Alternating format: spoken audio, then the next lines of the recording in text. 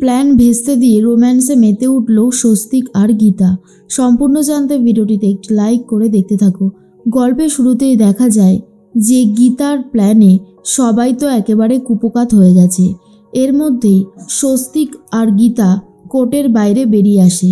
স্বস্তিক তখন একগুচ্ছ গোলাপ গীতার হাতে দেয় আর বলে, আমি তোমাকে খুব ভালোবাসি, আই রিয়েলি লাভ ইউ, এই বলেই গোলাপটা হাতে দেয়। আর তখনই গীতা বলে, ধন্যবাদ স্বস্তিকবাবু, কিন্তু আমার তো আরও কিছু উপহার চাই। এরপরে স্বস্তিক বলে, তুমি যা চাইবে তাই পাবে। এরপর গাড়িতে উঠে বাড়ির দিকে রওনা দেয়। আর অন্যদিকে কৃপান খুব ভয় পেয়ে রয়েছে। কৃপান জানতে পারে গীতা কোর্টের সমস্ত খেলাটাই ঘুরিয়ে দিয়েছে। ঝর্ণা চৌধুরী আর ধীমান সেনের বিরুদ্ধে যথেষ্ট পুলিশি তদন্ত হবে, কিন্তু কৃপান ভাবে তার কি হতে চলেছে। এবারে কৃপান যে ফেসে যাবে সেটা কৃপান বুঝে গেছে।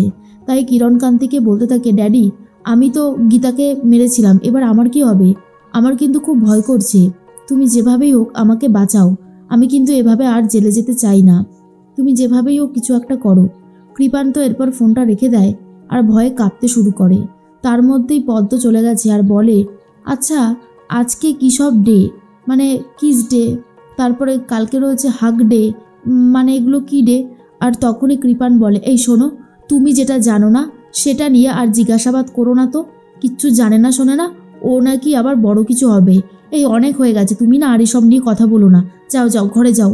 কিন্তু পদ্ম তখন বারবার করে একটা কথাই বলে, আমি ঠিক নিজেকে যোগ্য করে তুলবই, যতই কষ্ট হোক না কেন, আমাকে ভালোভাবে শিখতে হবে। তার মধ্যে কৃপান বলে, তুমি নাকি শিখবে ইংরাজি, তাহলেই হয়েছে, কিচ্ছু জানে না বোঝে না, বাড়ির পরিচারিকা আবার বড় বড় কথা বলে। তখনই পদ্ম বলে, কিন্তু এই পরিচারিকারই তো একদিন হাত ধরে টেনেছিলেন, তখন আপনার গায়ে বাঁধেনি? কৃপান বলে, পদ্ম মুখ সামলে কথা বলো, তুমি কিন্তু বড্ড বেশি বাড়াবাড়ি করছো। পদ্ম তখন বলে, যতদূর আমার মনে হয় আমি কোনো বাড়াবাড়ি করছি না, আমি যা করছি তা একদম ঠিকই করছি। এর মধ্যেই অঙ্কিত চলে গেছে লুকিয়ে লুকিয়ে মেহেকের কাছে। মেহেক তখন বলে, এ কি অঙ্কিত, তুমি এখানে এসেছো? অঙ্কিত বলে, কেন আসবো না, বিয়ের পর প্রথম ভ্যালেন্টাইন্স ডে বলে কথা, আর আমি আসবো না? সেটা কখনো হতে পারে? সেটা হতে পারে না মেহেক। দেখো, আমি সবাইকে লুকিয়ে তোমার কাছে এসেছি, কারণ আমি তোমাকে ভালোবাসি আর আমি তোমাকে সব সময় আগলে রাখতে চাই। পরিস্থিতিটা অনেকটাই বেশি কঠিন, কিন্তু যতই কঠিন পরিস্থিতি হোক না কেন, আমি ঠিক তোমাকে একবারে আমাদের বাড়িতে নিয়ে যাব। এরপরে মেহেক তো অনেক খুশি হয়ে যায়। কিস ডেতে অঙ্কিত কিস চায়, আর ঠিক তখনই বাড়ির সবাই চলে এসে বলে, এটা কিন্তু ঠিক না, লুকিয়ে লুকিয়ে প্রেম করা হবে না, প্রেম করতে হবে সবার সামনে, তাহলেই না মজা আসবে।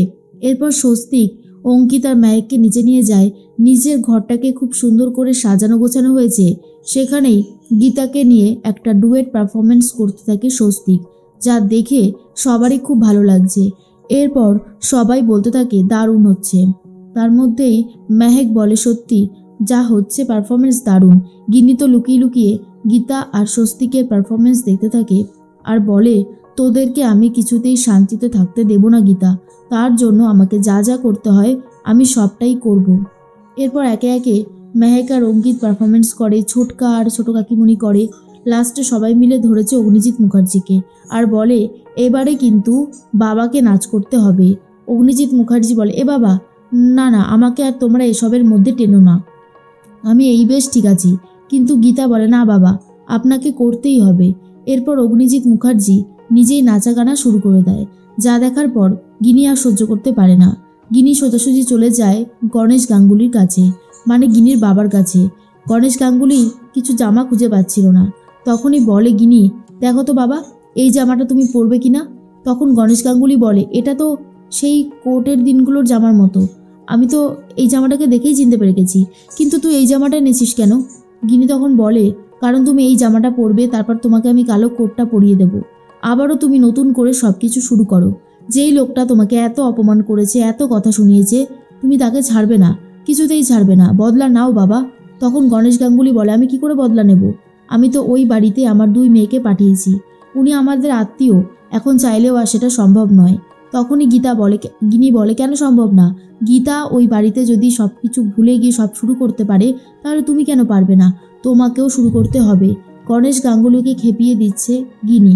এরপরেই গণেশ গাঙ্গুলি রাজি হয়ে যেতেই তখনই গণেশ গাঙ্গুলির সমস্ত কথা ধীমান সেনকে ফোন করে বলে দেয় গিনি, আর বলে আমার বাবা রাজি হয়ে গেছে।